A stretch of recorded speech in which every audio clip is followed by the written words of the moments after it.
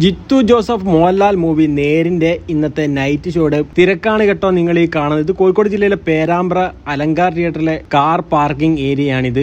നല്ല തിരക്ക് തന്നെയാണ് ഇവിടെ ഉള്ളത്. ഹൗസ്ഫുൾ ഷോകളായിട്ടാണ് രണ്ട് ചിത്രങ്ങൾ ഇവിടെ കളിക്കും. സെലാറും അതുപോലെ തന്നെ നേരും. ഈ ഒരു രണ്ട് ചിത്രം ഹൗസ്ഫുൾ ഷോകളായിട്ടാണ് കളിക്കുന്നത്. നേരിന് ഒന്നാമത്തെ ദിവസം വ്യാഴാഴ്ച വലിയൊരു തിരക്കൊന്നും ഈ ഒരു ചിത്രത്തിന് ഉണ്ടായിരുന്നില്ല. എന്നാൽ രണ്ടാമത്തെ ദിവസവും അതേപോലെ തന്നെയായിരുന്നു. എന്നാൽ മൂന്നാമത്തെ ദിവസം ശനിയാഴ്ചയാണ്, സാറ്റർഡേ ആണ്. വലിയ തിരക്ക് തന്നെയാണ് ഈ ഒരു ചിത്രത്തിന്. അവധി ദിവസം ആയതുകൊണ്ട് തന്നെ വലിയ തിരക്ക് ഈ ഒരു ചിത്രത്തിന് ഇന്ന് ഈ ഒരു മലയോര ഗെയിം മേഖലയായ പേരാമ്പ്രയിലുണ്ട്.